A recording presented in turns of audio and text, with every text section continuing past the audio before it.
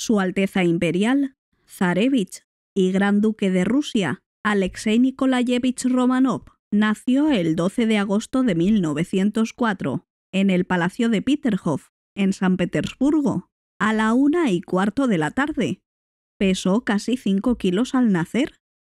Era un hijo largamente esperado por la familia real. Antes de su nacimiento, sus padres, Alejandra Feodorovna y Nicolás II, tuvieron 4 hijas, Olga, Tatiana, María y Anastasia, a las que adoraban, pero un niño significaba que el linaje de los Romanov podía continuar. La emperatriz Alejandra calmaba el dolor de sus partos con cloroformo tradicional. Cuando finalmente salió de la bruma, miró al otro lado de la habitación y vio un mar de caras alegres. Ella sabía exactamente lo que eso significaba, gritando: «¡Oh, no puede ser verdad! No puede ser cierto. ¿Es realmente un niño?». Más tarde ese día, el zar Nicolás II se retiró a su oficina para escribir en su diario, como solía hacer. Escribió que «Fue un gran e inolvidable día para nosotros. No hay palabras para agradecer lo suficiente a Dios por enviarnos este consuelo en un momento de dolorosas pruebas». No debemos olvidarnos de mencionar que los asuntos en Rusia fueron un completo desastre en el momento del nacimiento de Alexei. Rusia y Japón estaban en guerra, y los resultados serían nefastos para Rusia, gracias en gran parte a la incompetencia del zar. Este vio la llegada de Alexei como un buen augurio. Mientras San Petersburgo se regocijaba por el nacimiento del heredero con gran pompa, con el sonido de las campanas y las banderas ondeando por toda la ciudad, nadie lo celebró con tanta fuerza como Miguel, el hermano del zar. Sin embargo, evitar el trono no salvó al gran duque del mismo destino oscuro que el resto de los Romanov. El 3 de septiembre de 1904 fue bautizado en la iglesia del Gran Palacio de Peterhof por el confesor de la familia imperial, el protopresbítero John Yanisev. El recién nacido fue nombrado Alexei en honor a San Alexis de Moscú, aunque lo llamaban siempre Baby, incluso cuando ya se hizo mayor. Siempre sería el bebé de la familia, amado y adorado tanto por sus hermanas como por sus padres. Al principio Alexei parecía un niño perfectamente sano. Su tía señaló que era un bebé increíblemente corpulento, con un pecho como un barril y el aire de un caballero guerrero. Pronto la celebración por el nacimiento del zarevich se vio empañada por la preocupación cuando se dieron cuenta de que este niño no estaba tan sano como pensaban. Por parte de madre, Alexei había heredado la hemofilia. Algunas hijas y nietas de la reina inglesa Victoria, bisabuela de Alexei, eran portadoras de la enfermedad y la transmitieron a sus hijos, y en este caso se había vuelto a repetir con Alexei.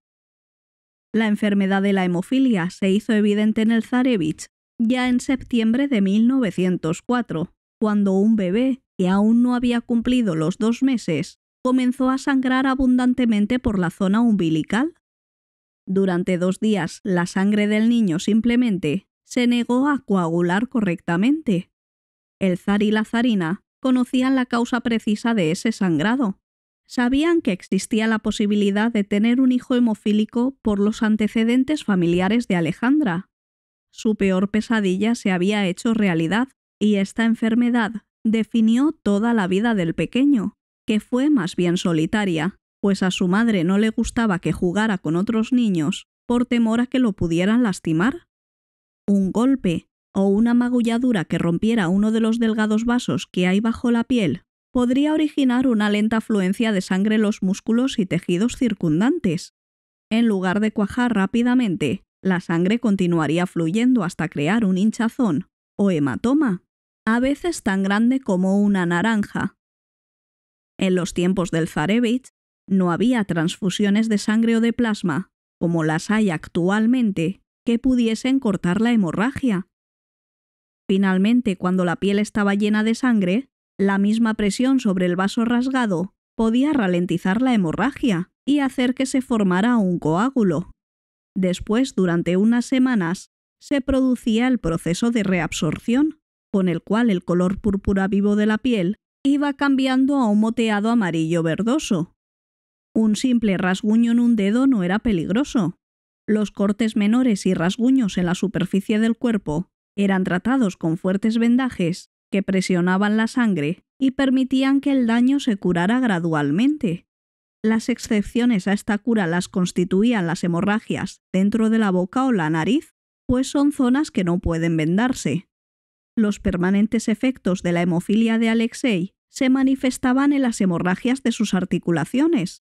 La sangre que se acumulaba en el espacio cerrado de un codo, de una rodilla o un tobillo causaba presión en los nervios, y ello le infligía un dolor intenso.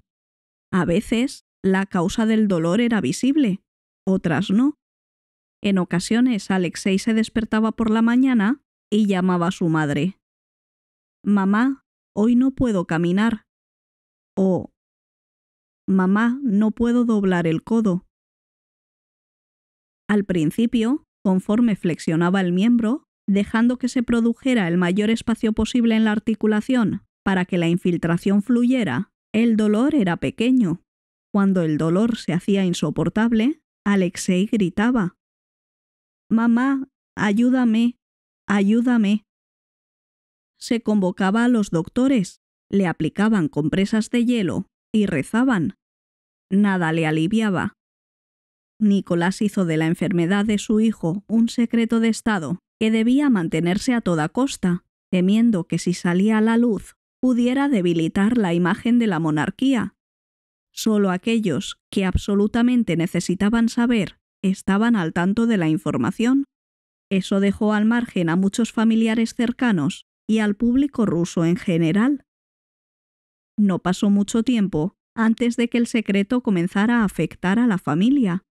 El miedo por la condición de su hijo paralizó a la zarina, pero al tratarse de un secreto, no tenía con quién desahogarse.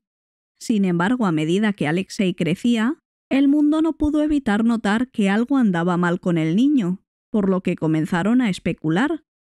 Aquellos que no sabían de la naturaleza exacta de su enfermedad sabían que había cierta fragilidad en el joven heredero, pues empezó a ser extraño que la familia imperial apareciese siempre acompañada por dos marineros de la Armada Imperial, Nagorny y Derevenko, que habían sido asignados por el zar desde que Alexei cumplió 5 años para que le protegieran minuto a minuto. Cuando estaba enfermo, los marineros lo llevaban en brazos, incluso en ocasiones ante el pueblo, porque el dolor de las articulaciones resultaba insoportable. La apariencia de Alexei combinó lo mejor de su madre y su padre. Según las memorias de sus contemporáneos, Alexei era un chico guapo y abierto. Estaba demasiado delgado a causa de su enfermedad, pero su carácter era complaciente. Adoraba a sus padres y hermanas, quienes introdujeron en su vida un elemento de alegría juvenil, que de otro modo no habría tenido. Heredó la sencillez de su padre, era ajeno a la arrogancia, pero tenía su propia voluntad. No permitía recibir órdenes de ninguna mujer, ni siquiera de su madre. Su maestra, Claudia Widner, dijo de él: «Tenía una gran voluntad y nunca se sometería a ninguna mujer». Su familia también adoraba al joven príncipe heredero. Como sus hermanas, Alexei era capaz en los estudios y avanzó en el aprendizaje de idiomas. Era inteligente, observador, receptivo, cariñoso, alegre, era perezoso y no le gustaba especialmente leer. Su madre quería, pero no podía ser estricta con él, no solo porque era el pequeño de la casa y era el único hijo varón, sino porque lo veía crecer siendo testigo de un sufrimiento inaguantable ante el que se sentía impotente. Alexei estaba orgulloso y disfrutaba de su posición como zarevich. Se daba a veces aires de grandeza frente a sus hermanas. En una ocasión, Alexei y su familia realizaron un crucero a Finlandia. En medio de la noche, Alexei ordenó a la banda del barco que se despertara y tocara para él. Sus padres permitían sus rabietas y su comportamiento travieso. Rara vez lo castigaban. Nicolás llamó a su hijo Alexei el Terrible.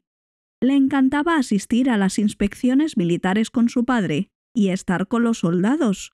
Desde muy pequeño tenía su propio uniforme militar y jugaba con un rifle de juguete hecho de madera. Acababa sus oraciones diarias con «hurra» en lugar de «amén». Cuando se le preguntó por qué, respondió que los soldados en el desfile siempre decían «hurra». Antes de comprender la naturaleza de su enfermedad, dijo que quería ser un zar guerrero y liderar ejércitos como lo habían hecho sus antepasados. A pesar de la hemofilia, Alexei era aventurero e inquieto.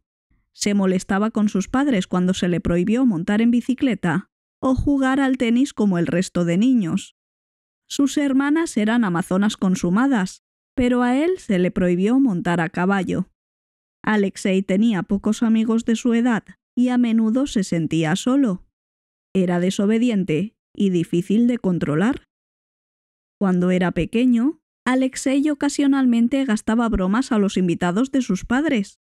También disfrutaba tocando la balalaika y tenía un cocker spaniel llamado Joy, al que quería mucho. Aunque Alexei fue al principio un niño travieso, a medida que crecía y empezaba a comprender su situación, se volvió más reflexivo y tranquilo. En 1905, la familia imperial hizo llamar a palacio al monje Grigori Rasputín, que tenía fama de sanador. Este se las arregló para ayudar a Alexei cada vez que tenía una crisis a combatir los ataques de su enfermedad con técnicas inexplicables, incluso en nuestros tiempos. Estas técnicas consistían en la calma y la oración, una especie de hipnosis que dejaba a todos asombrados, pero que resultaba efectiva, y ante los cuales la medicina era impotente.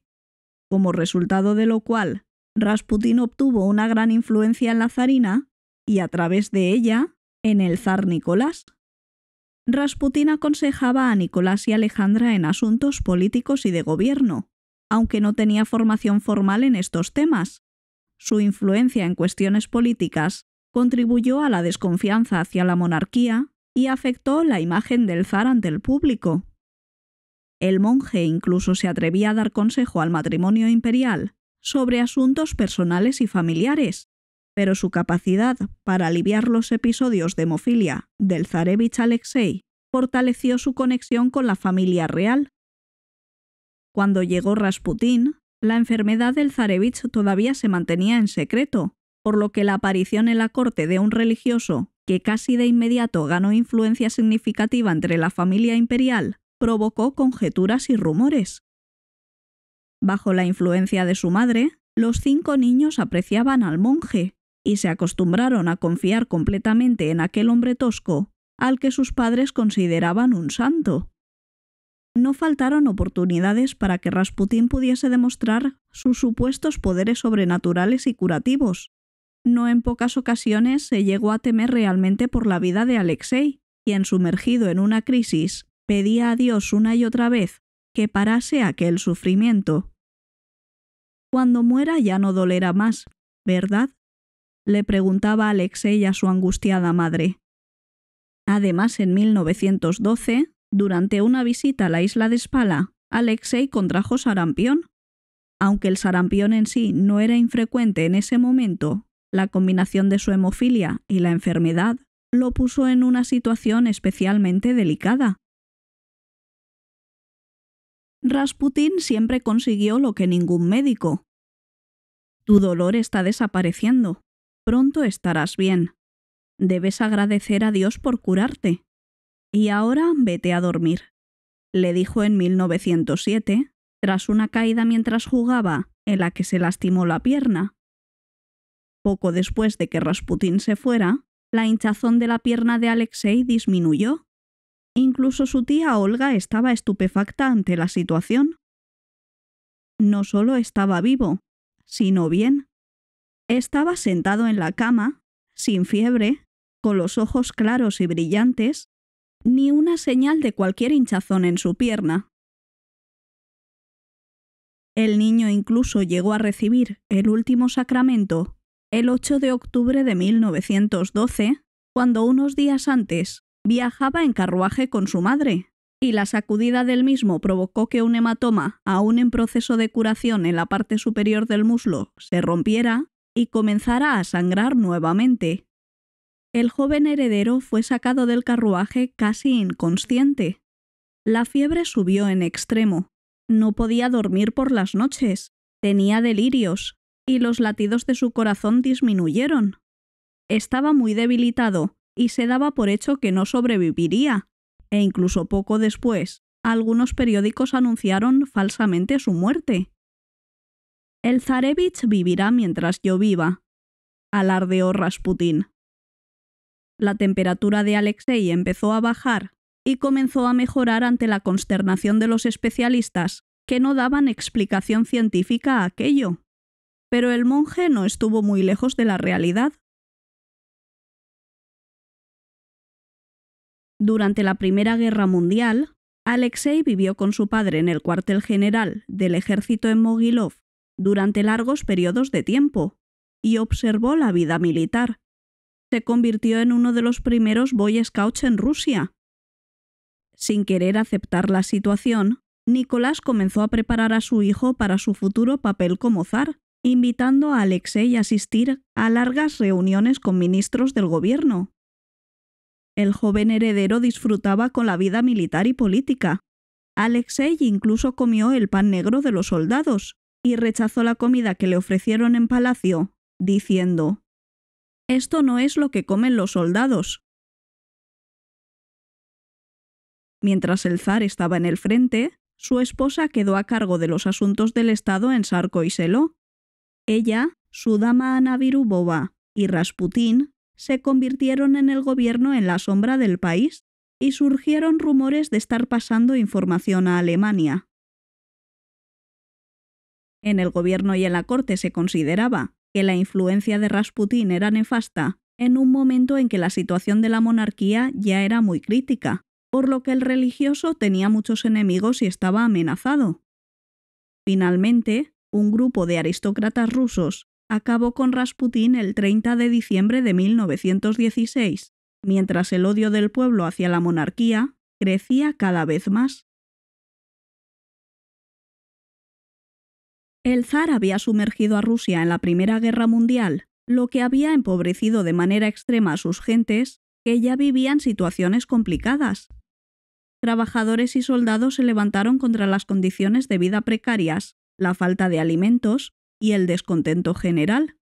Manifestaciones masivas, huelgas y disturbios en las principales ciudades inundaban las calles. El ejército sufría grandes pérdidas y la moral era baja. La situación se agravó para el zar cuando el propio ejército comenzó a desertar y a unirse a las fuerzas revolucionarias. La Revolución rusa estaba en marcha. Nicolás perdió el respaldo de importantes figuras políticas y de la nobleza, quienes le aconsejaron que abdicara para evitar un mayor derramamiento de sangre y la posibilidad de una revuelta más violenta. A principios de marzo de 1917, Nicolás II abdicó primero en su nombre y luego también en el de su hijo, no queriendo que Alexei tuviera que separarse de la familia en esta crisis. Abdicaba en favor de su hermano menor, el gran duque Miguel, quien no vio la situación política ni estable ni segura, y se negó a aceptar el trono. Fue entonces cuando la familia imperial informó a la población de la enfermedad de Alexei. La falta de transparencia sobre la salud de Alexei y otros problemas en la administración del zar contribuyó al descontento público y fue un añadido para el colapso de la monarquía en Rusia. Tras la abdicación de Nicolás, se formó un gobierno provisional liberal y el zar y su familia fueron puestos bajo arresto domiciliario en su residencia en el Palacio de Alexander, en Sarko y Seló.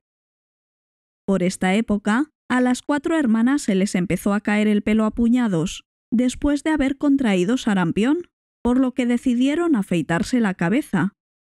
Al día siguiente, Alexei hizo lo mismo por solidaridad.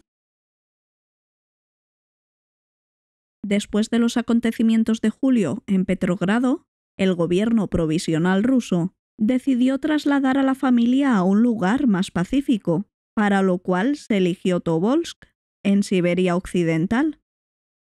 La familia vivía en la antigua casa del gobernador, donde disfrutaban de cierta libertad e incluso tenían algunos sirvientes. Después de la Revolución de octubre de 1917, los bolcheviques liderados por Vladimir Lenin tomaron el poder. Tobolsk siguió siendo un lugar de detención para la familia imperial bajo el nuevo gobierno, que también consideraba importante mantener a la familia bajo control y alejada de los centros de resistencia, para prevenir cualquier intento de utilizarlos como símbolos para desafiar al nuevo régimen. Alexei se quejaba en su diario de estar aburrido. Se le permitía jugar en ocasiones con Kolya, el hijo de uno de sus médicos, y con un ayudante de cocina llamado Leonid Sednev. Mientras estaba en Tobolsk, Alexei bajó en trineo las escaleras de la prisión y se lastimó la ingle. La hemorragia fue muy grave y estaba tan enfermo que no pudieron trasladarlo cuando los bolcheviques trasladaron a sus padres y a su hermana mayor María a Ekaterimburgo en abril de 1918. Dependió de una silla de ruedas durante las semanas restantes de su vida. Un médico, quien a pedido del soberano examinó a Alexei, informó que el joven difícilmente viviría más de 16 años. Alexei se recuperaba muy lentamente. Cuando el tiempo era bueno, lo sacaban en la silla de ruedas. Por las tardes, Olga lo acompañaba mientras rezaba sus oraciones. 3 semanas después, Alexei, Olga, Tatiana y Anastasia pudieron reunirse en Ekaterimburgo con el resto de su familia. La decisión de trasladarlos a Ekaterimburgo tenía como objetivo mantener el lugar en el que se encontraban detenidos en secreto y a los Romanov bajo control. La ciudad estaba ubicada en la región de los Urales, lo que ofrecía cierto aislamiento geográfico, y de esta forma prevenían su rescate y posibles intentos de restauración monárquica. La familia fue instalada en un edificio conocido como la Casa Ipatiev, llamada así por el apellido de su anterior propietario, aunque los bolcheviques llamaron a aquel lugar la Casa del Propósito Especial, en la que mantenían un régimen mucho más estricto y humillante. Les prohibieron el contacto con el mundo exterior. Tampoco podían tener contacto con amigos y familiares. Les pintaron las ventanas para que no pudieran ver ni verlos desde fuera. Simplemente se limitaban a dar paseos por un jardín tristemente pequeño. Bajaban a Alexei cuando se encontraba lo suficientemente bien. Normalmente lo bajaba María y lo sentaba en la silla de ruedas de su madre, aunque por lo general permanecía la mayor parte del día en la cama del dormitorio de sus padres. Los guardias, que iban armados todo el rato, eran hostiles y hasta acompañaban al retrete a todos los rehenes, hombres y mujeres. Las habitaciones eran pequeñas y les habían quitado las puertas. Fue durante la primera semana de julio que se tomó la decisión de ejecutar a todos los cautivos. Nunca se ha sabido exactamente de dónde llegaron las órdenes de ejecución. El régimen soviético insistió siempre que fue una iniciativa exclusivamente de los bolcheviques, quienes temían que la familia pudiera ser rescatada por fuerzas contrarrevolucionarias, avanzando hacia Ekaterimburgo. La madrugada del 17 de julio de 1918, despertaron a todos los cautivos y les informaron que iban a ser trasladados de nuevo, y debían esperar en el sótano, donde se les realizaría antes una fotografía. Toda la familia bajó al sótano como habían ordenado. Nicolás llevaba en brazos a Alexei. En el sótano estaban acompañados por los 4 sirvientes que les quedaban. el médico de la familia, Eugene Bodkin, Ana Demidova, doncella de la emperatriz, el cocinero Iván Karitonov y el criado Alexei Trap. Reunidos en una habitación pequeña y vacía, aún no parecían ser conscientes de su destino. Alejandra pidió que les trajeran sillas para que ella y Alexei pudieran sentarse, mientras el resto aguardaba de pie. El guardia Yurovsky se les acercó con los verdugos tras él. En la entrada, leyó a los estupefactos prisioneros una declaración. Nikolai Alexandrovich, en vista del hecho de que tus aliados continúan atacando a la Rusia soviética, el Presidium del Comité Divisional, cumpliendo con la voluntad del pueblo, ha decidido que debes ser ejecutado. Exactamente. Esta declaración mencionaba solo al zar. De su familia no decía nada. Nicolás y Alejandra no daban crédito a lo que acababan de oír. ¡Oh, Dios mío! ¿Qué? ¿Cómo? Se repitió la orden, y acto seguido Nicolás recibió el primer disparo, siendo el primero de todos los allí presentes en perder la vida. El resto de los ejecutores comenzaron entonces a disparar caóticamente, hasta que todas las víctimas previstas cayeron al suelo. Mientras los hombres disparaban, Alexei, incapaz de levantarse y correr, se agarró aterrorizado a su silla. En medio del caos cayó, gimió y agarró el brazo de su padre que yacía sin vida en el suelo. Minutos después, Yurovsky le disparó 2 veces en la cabeza, justo detrás de la oreja. Alexei fue el primero de los hermanos en fallecer. Mientras tanto, los demás cayeron al suelo, intentando instintivamente protegerse, arrastrándose a través de la espesa nube de humo que ahora llenaba la habitación. La ejecución de todas las víctimas duró 20 minutos. Varios perros pertenecientes a la familia imperial compartieron con ellos el exilio. Los de Tatiana y Anastasia también fueron ejecutados por ladrar. Al tercer perro, el spaniel de Alexei, llamado Joy, se le perdonó la vida porque no ladró. El animal fue posteriormente acogido por el guardia Letemin, quien por ello fue identificado y detenido por los blancos. Joy fue llevado al Reino Unido por un oficial inmigrante y entregado a la familia real británica. Todos los cuerpos fueron cargados en un camión para ser posteriormente desnudados y rociados con ácido sulfúrico con la intención de desfigurarlos y hacer imposible su reconocimiento. Finalmente, casi todos los cuerpos fueron depositados en una misma fosa común en el bosque de Kopyaki, a las afueras de Ekaterimburgo. El cuerpo de Alexei y su hermana María se enterraron a unos 15 metros de distancia. Esto se hizo en un intento de despistar a cualquiera que pudiera descubrir la fosa principal, pero antes fueron quemados en una hoguera y cercenados con espadas.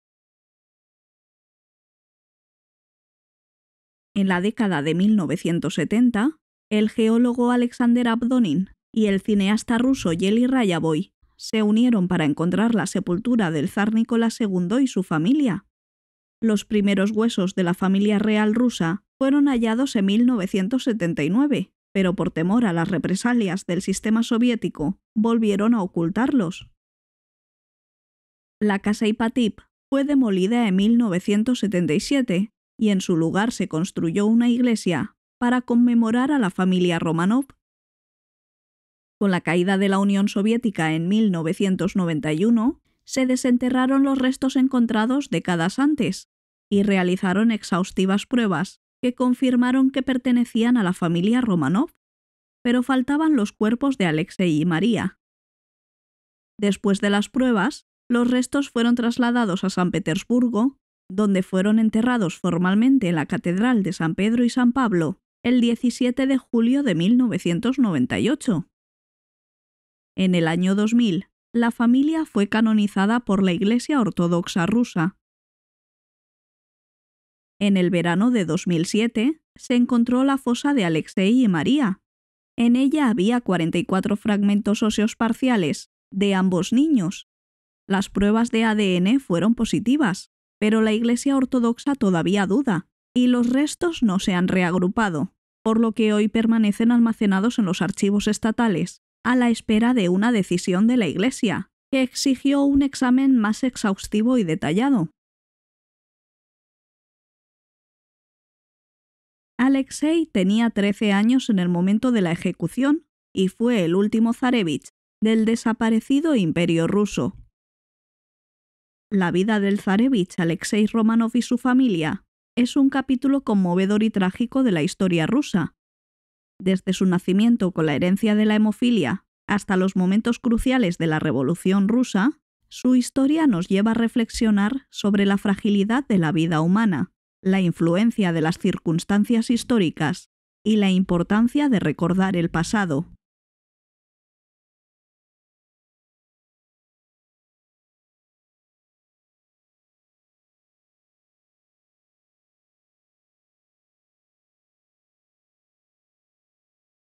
Si te ha gustado este vídeo, no dudes suscribirte a mi canal.